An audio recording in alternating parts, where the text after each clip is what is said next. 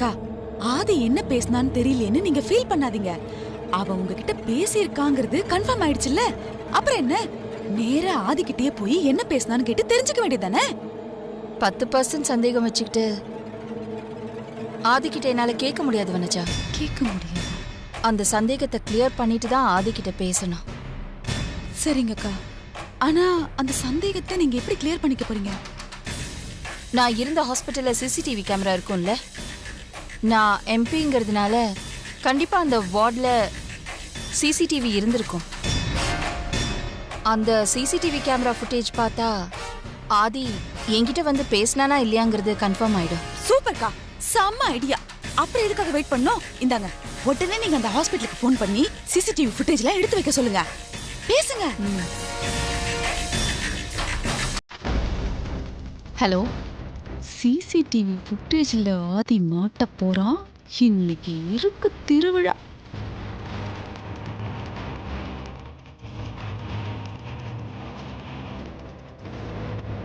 Okay, சொல்லிட்டேன். நம்ம போகிறதுக்குள்ளே அவங்க ஃபுட்டேஜை ரெடி பண்ணிடுவாங்க. போகலாம்.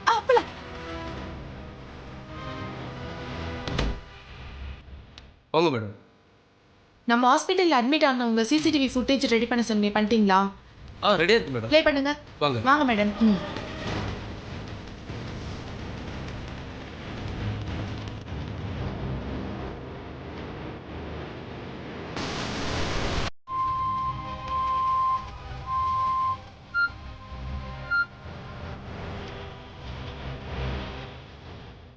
கொஞ்சம் ஃபார்வர்ட் பண்ணுங்க.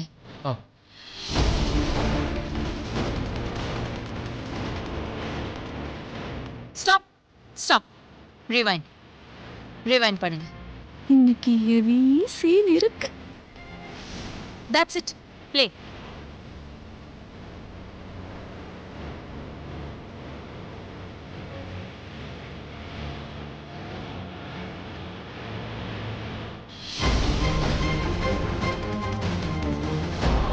அக்கா, எனக்கு நல்ல ஞாபகம் இருக்கு. ஆதி அருண் கிட்ட நான் அம்மா கிட்ட போய் தனியா பேச போறேன்னு சொல்லிட்டு தான் உள்ள வந்தா.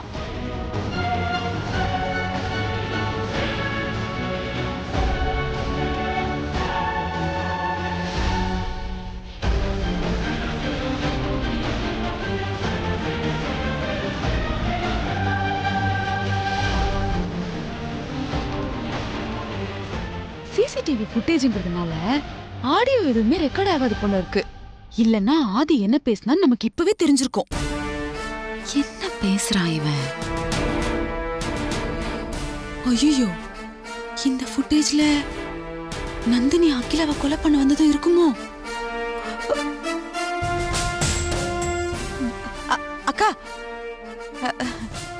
அதான் ஆதி உங்ககிட்ட வந்து பேசினாங்கிறது கன்ஃபார்ம் ஆயிடுச்சே. அப்புறம் எதுக்கு இதை பாத்துக்கிட்டு? இதுலதான் ஆடியோவே வராதே. நம்ம நேரா ஆதிக்கிட்டே போய் என்ன பேசினான்னு கிட்ட தெரிஞ்சுக்கலாம். வாங்கக்கா, சீக்கிரம் வாங்கக்கா. தட்ஸ் இட், ஆஃப் பண்ணிடுங்க. அப்பா, தேங்க்யூ டாக்டர். Okay madam. அந்த ஃபுட்டேஜ்லாம்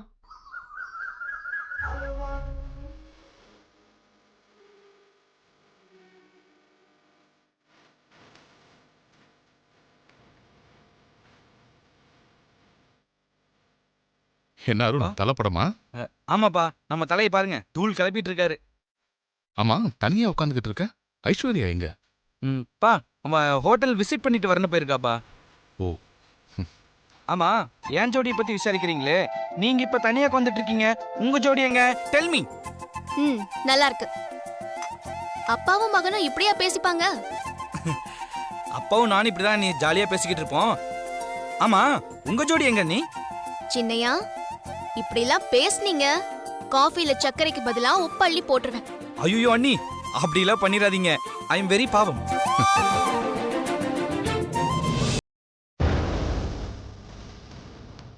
அப்பா, உங்க ஆள் வந்துட்டு இருக்காங்க.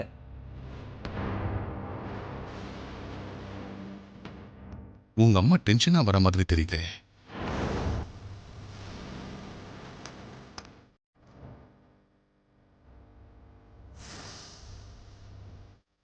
என்னாச்சு அகிலா? ஏன் டென்ஷனா இருக்க? என்கிட்ட உண்மையா இருக்க வேண்டியவங்க எல்லாம் என்கிட்ட உண்மையை மறைச்சா நான் டென்ஷன் ஆகாம என்ன பண்றது? என்ன சொல்ற? உன்கிட்ட யாரு எந்த உண்மையை மறைச்சாங்க? என்கிட்ட உண்மையா இருக்க வேண்டியது யாரு? நீங்க தானே?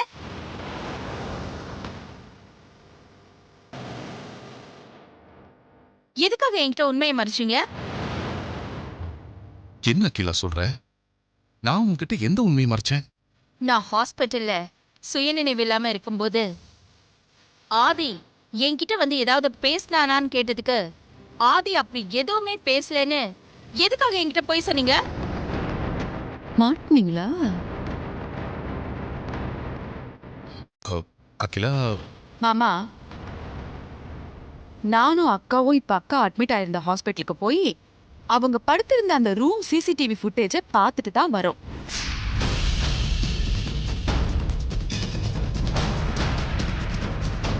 அதுல அக்கா மயக்கத்துல இருக்கும்போது ஆதி அவங்க பக்கத்துல உட்கார்ந்து கண்ணீர் விட்டு பேசியிருக்கான். எல்லாத்தையும் அக்கா பார்த்தாங்க. அதனால நீங்க இதுக்கப்புறமும் எதோ சொல்லி அக்காவை ஏமாத்தி தப்பிக்க பார்க்காதீங்க. ஆதியோட குரல் ரேண்டமா என் காதுல அடிக்கடி கேக்குதுன்னு சொன்னப்போ அது பிரமையா இருக்குன்னு சொல்லி என்ன டைவர்ட் பண்ண பாத்தீங்க. எதுக்காக அப்படிலாம் பண்ணீங்க? நல்லா கேளு. இப்ப மட்டும் இப்படி ஊமையா இருந்தா என்ன அர்த்தம்? உண்மையை சொல்லுங்க. அகிலா, அது வந்து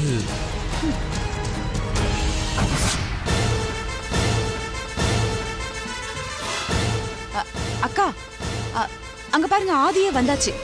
அவன்கிட்டயே அன்னைக்கு என்ன பேசினான்னு கேட்கலாம்க்கா.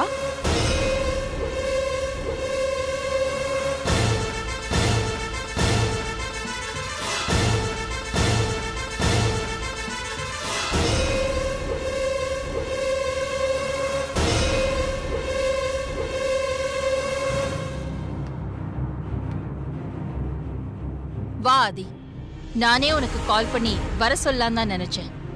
அதுக்குள்ள நீயே வந்துட்ட. என்ன விஷயமா?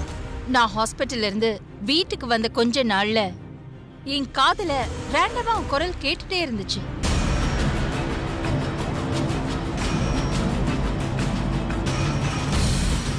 ஒருவேளை நான் ஹாஸ்பிட்டல்ல சுயநினைவு இல்லாம இருந்தப்போ நீ என்கிட்ட வந்து ஏதாவது பேசியிருப்பேன்னு நினைச்சு நான் உன் அப்பா கிட்ட கேட்டேன்.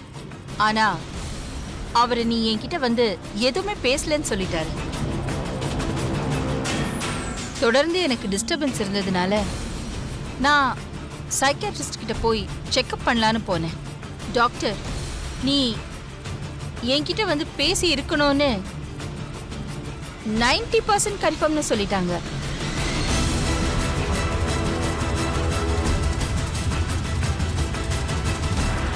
இப்போ நீ என்ன சொல்ற ஆதி? நான் ஹாஸ்பிட்டல்ல சுயநினைவு இல்லாம மயக்கத்துல இருந்த போது நீ என்கிட்ட வந்து தனியா பேசுனியா?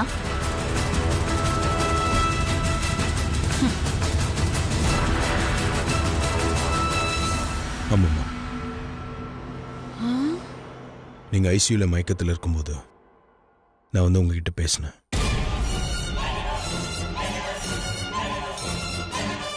பேசலன்னு சொல்லி ஏதாவது சமாளிப்பான்னு பார்த்தா டக்குன்னு ஒத்துக்கிட்டான். இவன் ஹீரோ தான். அப்படியே என்ன பேசுனான்னு சொல்லிட்டான்னா இவன் ஹரிச்சந்திரன் தான், உத்தம புத்திரன் தான். சொல்லுவியா?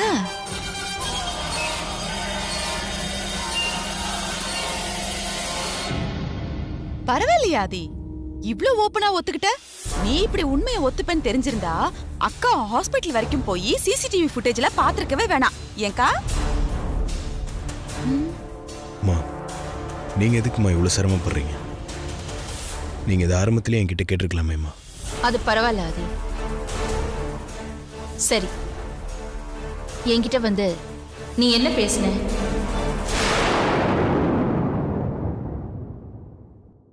நான் சிசிடிவி ஃபுட்டேஜை பார்த்தேன். நீ உன் மனசுல உள்ளதெல்லாம் என்கிட்ட கொட்டி இருக்க. உன் கண்ல இருந்து கண்ணீர் வந்துச்சு ஆதி.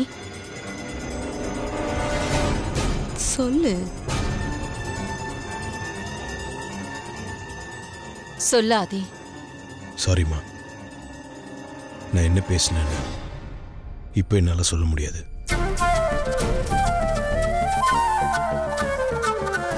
அப்படி பாராசா வழுக்கி. என்ன இது? பேசுனது உண்மைன்னு ஒத்துக்கிற, ஆனா என்ன பேசுனேன்னு சொல்றதுக்கு என்ன ஆதி தயக்கம்? அன்னைக்கு இருந்த சூழ்நிலையில் என் மனசில் இருக்கிறது உங்ககிட்ட சொல்லணும்னு தோணுச்சு. அதனால்தான் நீங்கள் சுயநினைவு இல்லாமல் மயக்கத்தில் இருந்தோ நான் உங்ககிட்ட வந்து பேசினேன். ஆனால் இன்னைக்கு சூழ்நிலை வேறமா. என்ன சூழ்நிலை? நான் உங்கள் ஹெல்த்தை பற்றி டாக்டர்கிட்ட விசாரிச்சப்போ உங்கள் தலையில் சர்ஜரி பண்ணியிருக்கிறதால உங்களை இன்னும் கவனமாக பார்த்துக்க சொல்லியிருக்காங்க. அதனால இப்போ என்னால் சொல்ல முடியாதுமா.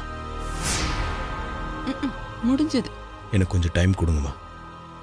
கண்டிப்பாக நான் என்ன பேசினேன்னு சொல்கிறேன்.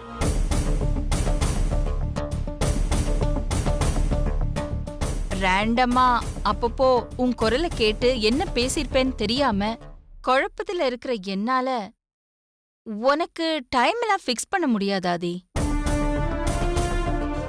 என்னைக்கு சொல்லுவேன்னு நீயே ஒரு டேட் சொல்லு. நான் என்ன பேசினேன்ற உண்மையை என் பிறந்த நாள் அன்னைக்கு உங்ககிட்ட நான் சொல்லிடுறேம்மா. பிறந்த நாளா? அதுக்கு இன்னும் 1 மாசம் இருக்கே, அது வரைக்கும் வெயிட் பண்ணமா? வெயிட் பண்ணலாமே. மா, இத்தனை நாள் பொறுத்துட்டீங்க, இன்னும் 1 மாசம் தானே.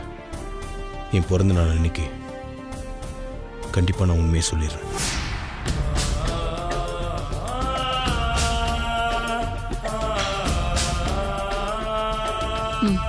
ஓகே.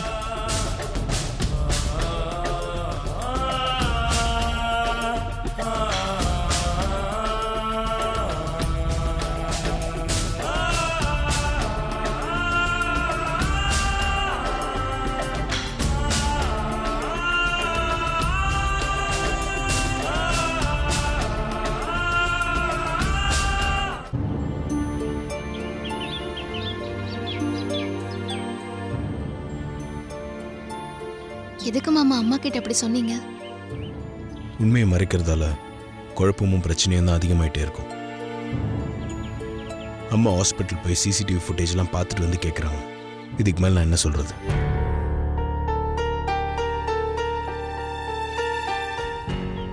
ஆதி எதுக்காகங்க அப்படி சொன்னா? ஐசியூல மயக்கத்துல இருந்த என்கிட்ட ஆதி அப்படி என்னங்க பேசிருப்பான்? ஆதி கண் கலங்கி பேசினத நான் சிசிடிவி ஃபுட்டேஜ்ல பார்த்தேங்க. அவன் கண்ல இருந்து வந்த கண்ணீர் என் கை மேல விழுந்திருக்கு. அவன் மனசுல ஏதோ இருந்திருக்குங்க, அதத்தான் அப்படி கொட்டி தீர்த்திருக்கான். ஆதி உன் மேல எவ்வளவு பாசம் வச்சிருக்கான்னு உனக்கு தெரியாதா அகிலா? உன்னை அந்த நிலைமையில பார்த்து உணர்ச்சி வசப்பட்டு கண் கலங்கி இருப்பான். இல்லைங்க, தாய் பாசத்துக்கும் மேல ஏதோ ஒரு விஷயம் ஆதி மனசுல இருந்திருக்கு. இத்தனை நாள் அம்மா கிட்ட சொல்லாம மறைச்சு வச்சிருக்க உண்மையை இன்னைக்கு அம்மா கேட்டப்பவே சொல்லியிருக்கணும். ஆனா அதுக்கப்புறம் நடக்க போற பிரச்சனையெல்லாம் தடுக்கிறதுக்காக தான் நான் 1 மாசம் டைம் கேட்டேன். அம்மாவுக்கு எப்போ உண்மை தெரிஞ்சாலும் அடுத்தது என்ன நடக்கும்னு நினைச்சாலே ரொம்ப பயமா இருக்கு மாமா. உண்மையை மறைச்சு ஒவ்வொரு நிமிஷமும் பயந்து பயந்து வாழ்றதை விட உண்மையை சொல்லி அதனால வர்றதை ஃபேஸ் பண்ணிட்டு நிம்மதியா வாழ்ந்துட்டு போயிடலாம். ஆதி என்கிட்ட இது வரைக்கும் எந்த உண்மையும் மறைச்சதில்லைங்க. அப்படிப்பட்டவன் எதுக்காக நான் மயக்கத்துல இருக்கும்போது என்ன பேசினான்னு சொல்றதுக்கு எதுக்காக பிறந்த நாள் வரைக்கும் டைம் கேட்டிருக்கான்? அப்படி என்னங்க பேசியிருப்பான்? அகிலா, இத்தனை நாளா ஆதியோட குரல் கேக்குதுன்னு உன் மனசை போட்டு குழப்பிக்கிட்டு இருந்த.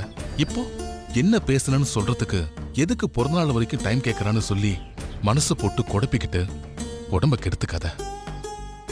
என்கிட்ட உடனடியா சொல்ல முடியாம பிறந்த நாள் அன்னைக்கு தான் சொல்லணும்னு ஆதி முடிவு பண்ணிருக்கான்னா அப்படி அவன் என்னதாங்க பேசியிருப்பான்?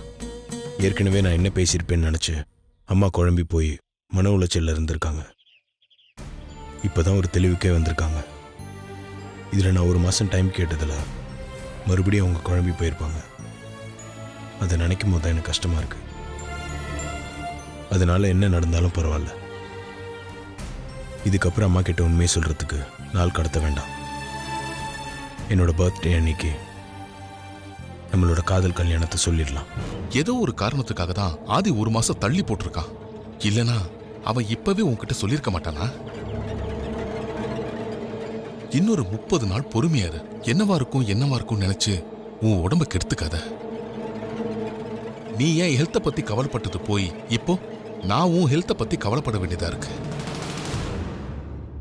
நீங்க சொல்றதும் கரெக்டு தான் மாமா. அம்மா நம்ம தப்ப மன்னிச்சு ஏத்துப்பாங்களா இல்ல வெறுத்து ஒதுக்குவாங்களான்னு 30 நாளுக்கு அப்புறம் தான் தெரியும். நடக்கிறது விதிப்படி நடக்கட்டும்.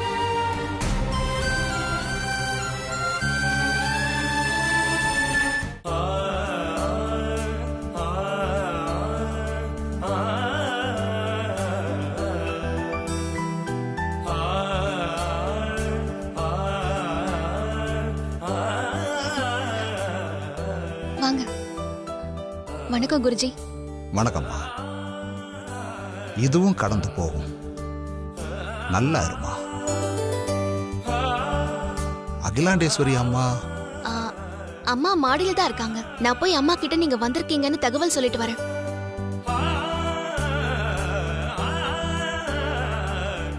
அம்மாவே வந்துட்டு இருக்காங்க.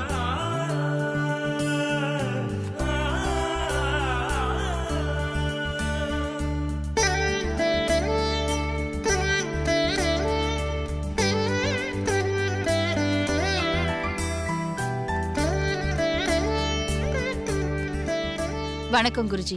வணக்கம். வணக்கம். வாங்க குருஜி, உட்காருங்க. பார்வதி, எனக்கு எதுவும் வேண்டாமா. வணக்கம் குருஜி. எண்ணம் போல் வாழ்வாய். அதுக்கு என்ன? வணக்கம் சாமி.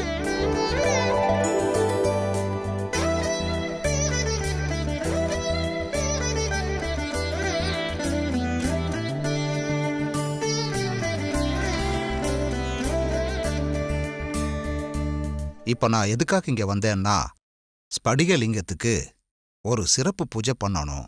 பண்ணிடலாம் குருஜி. இந்த பூஜையை யார் பண்ணணும்?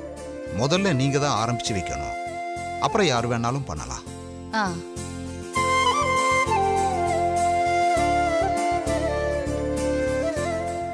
வணக்கம் குருஜி.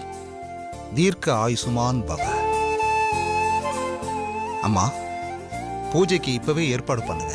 சரிங்க குருஜி. இந்த சிறப்பு பூஜை எதுக்காக பண்றதுன்னா, குடும்பத்துல நிம்மதி சந்தோஷம் நீடிச்சு இருக்கணும், சகல ஐஸ்வர்யங்களும் குறையில்லாம கிடைக்கணும்.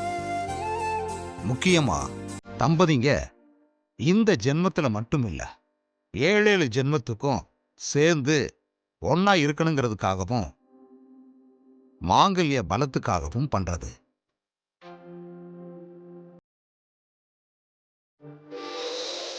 குடும்பத்தில் இருக்கிற தம்பதிங்க இனிமே தம்பதி ஆக போறவங்க ஒன்னா சேர்ந்து ஸ்படிகலிங்கத்துக்கு வெத்தலையால பாலாபிஷேகம் பண்ணிட்டு சந்திர தரிசனம் பண்ணணும்.